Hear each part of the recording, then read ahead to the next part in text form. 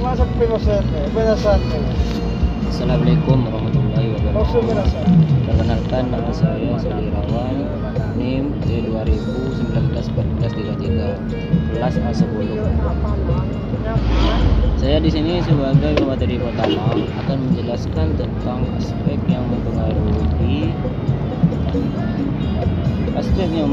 perkembangan peserta didik. Aspek yang mempengaruhi perkembangan peserta didik ialah peserta didik adalah individu yang sedang berkembang. Artinya, peserta didik mengalami perubahan dalam dirinya. Dalam aspek ini ada 5 aspek. Namun, saya di sini akan menjelaskan 3 aspek saja. Dan yang keduanya akan dijelaskan oleh materi yang kedua. Aspek yang pertama ialah karakteristik peserta didik yang berkaitan dengan aspek fisik. Perkembangan fisik siswa terjadi secara eksternal dan internal. Dan aspek yang kedua ialah karakteristik peserta didik yang berkaitan dengan aspek intelektual. Aspek ini ialah ada 2 faktor.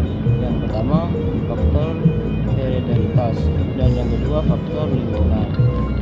Dan aspek yang ketiga adalah menjelaskan tentang karakteristik peserta didik yang berkaitan dengan aspek sosial, emosional.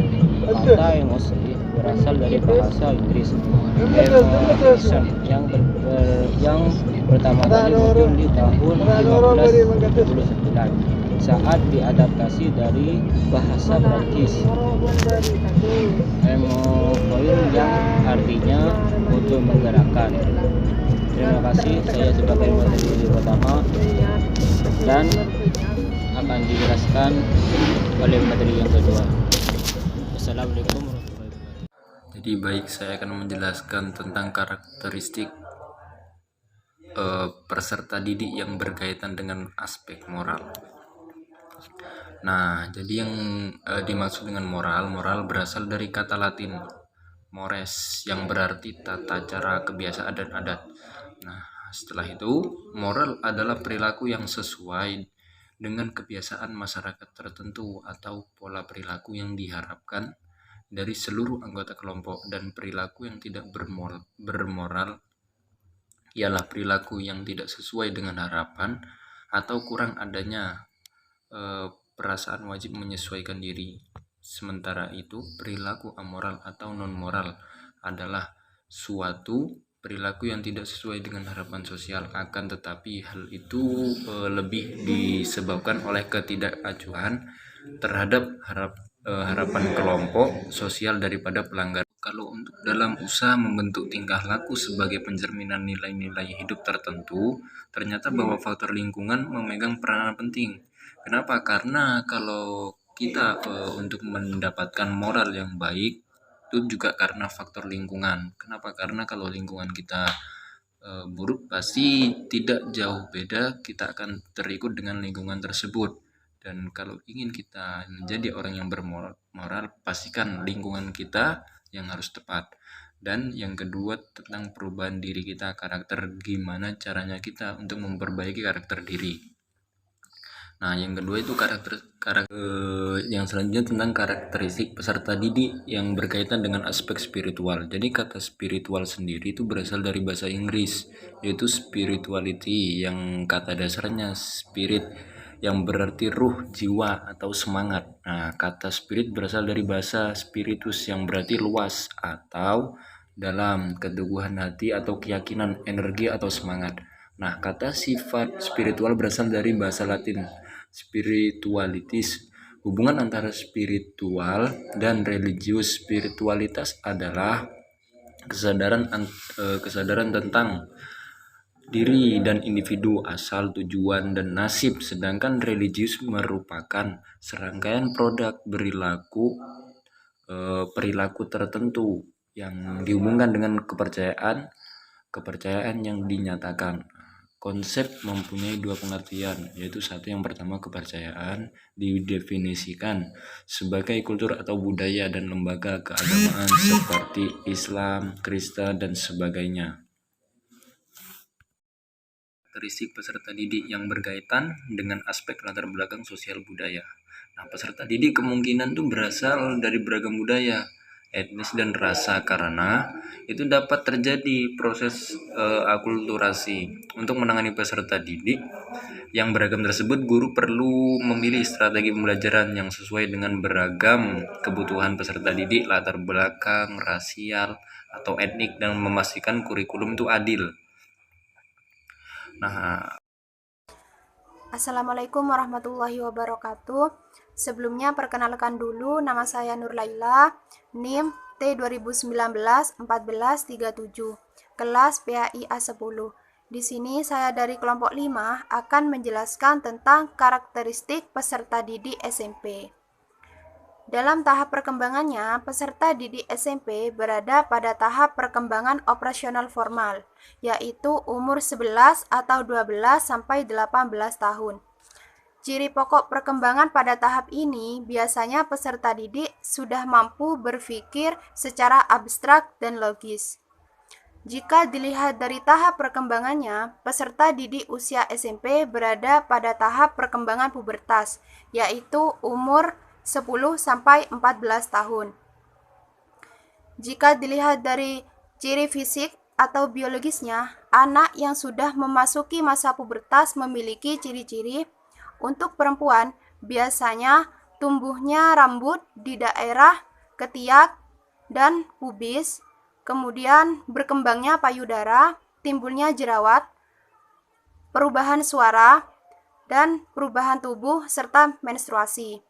Kemudian, untuk laki-laki biasanya ditandai dengan tumbuhnya rambut di daerah ketiak dan kemaluan, adanya perubahan suara dan perubahan tubuh, kemudian timbulnya jerawat, serta mimpi basah. Jika dilihat dari ciri psikologisnya, remaja biasanya memiliki ciri-ciri. Yang pertama, mereka biasanya suka menghayal. Terus yang kedua, mereka beraktivitas cenderung berkelompok, terus adanya rasa keingintahuan terhadap segala sesuatu. Selain itu, terdapat sejumlah karakteristik yang menonjol pada anak usia SMP. Yang pertama, terjadinya ketidakseimbangan proporsi tinggi dan berat badan. Yang kedua, mulai timbulnya ciri-ciri seks sekunder. Yang ketiga, kecenderungan ambivalensi antara keinginan menyendiri dengan keinginan bergaul, serta keinginan untuk bebas dari dominasi dengan kebutuhan bimbingan dan bantuan dari orang tua.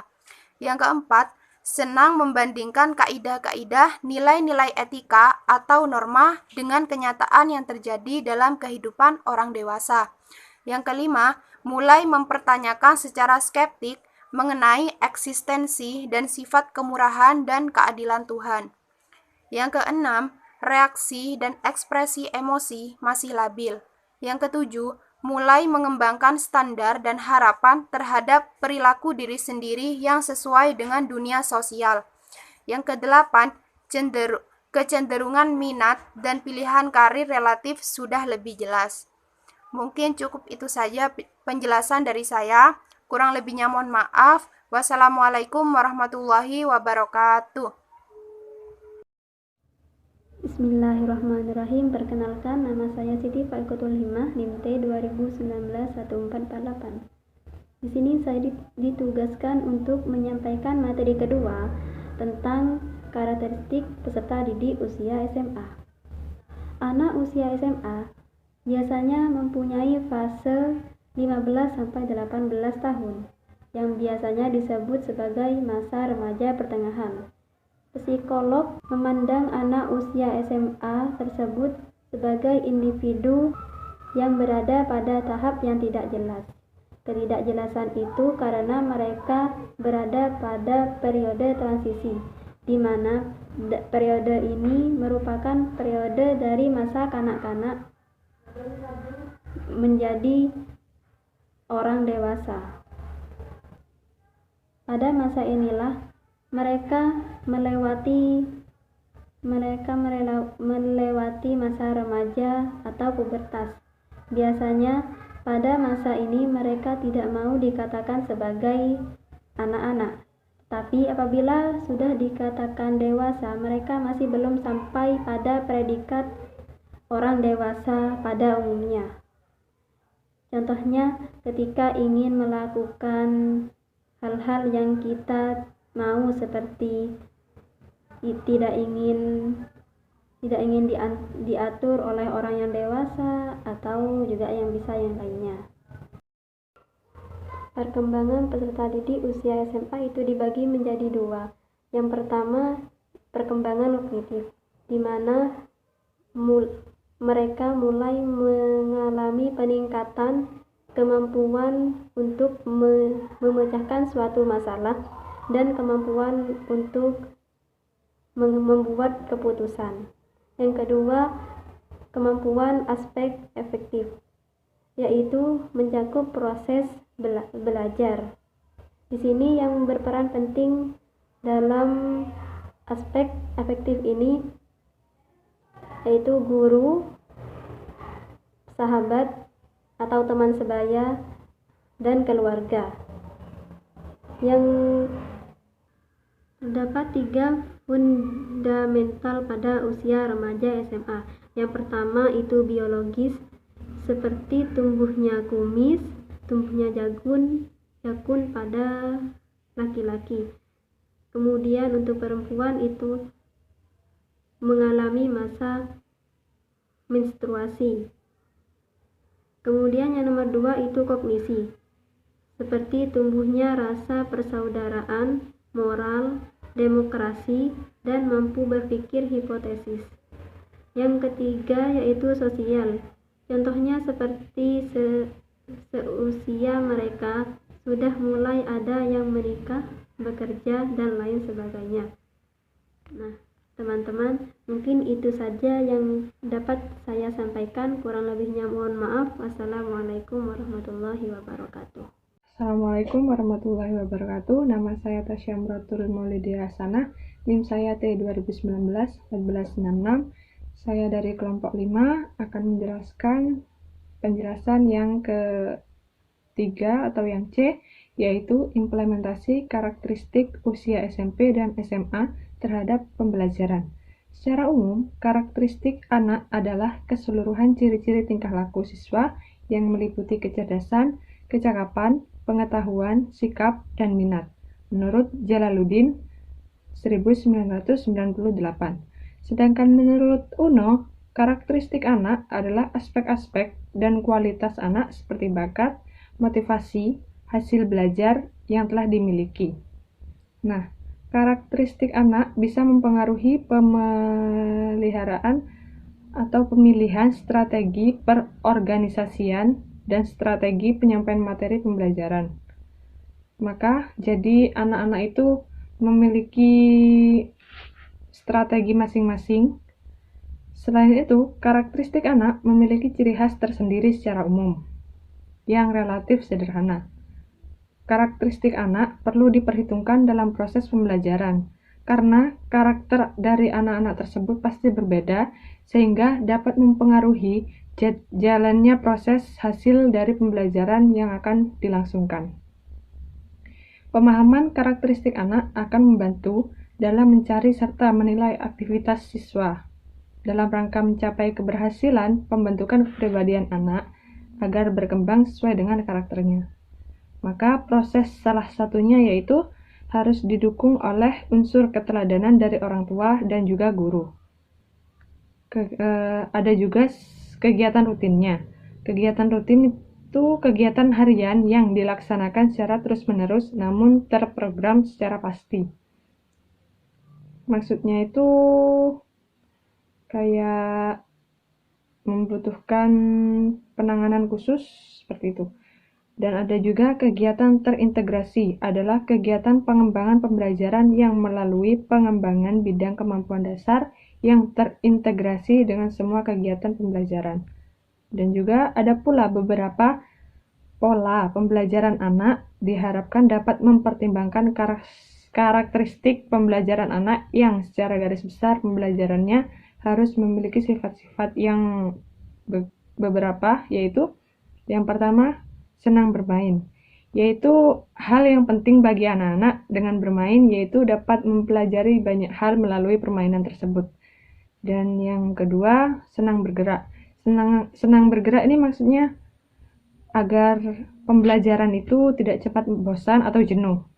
Karena kan terkadang anak-anak suka bosan jika terus-menerus pembelajaran yang dilaksanakan harus membaca dan menulis. Dan yang ketiga yaitu anak senang bekerja dalam kelompok. Kecenderungan anak dalam proses pembelajaran masih lebih sering berkumpul dan berkelompok. Maka dengan adanya ini, maka dapat membuat siswa atau anak-anak itu cepat bersosialisasi. Dan yang keempat, senang merasakan atau melakukan sesuatu secara langsung. Bagi anak, penjelasan guru tentang materi pembelajaran akan lebih dipahami jika anak melaksanakannya sendiri atau belajar sendiri. Yaitu seperti contohnya materi yang diajarkan oleh guru. Itu dipelajari di rumah sendiri-sendiri agar mereka itu bisa lebih paham. Nah, penjelasan dari saya cukup sekian. Mohon maaf apabila ada kesalahan. Wassalamualaikum warahmatullahi wabarakatuh.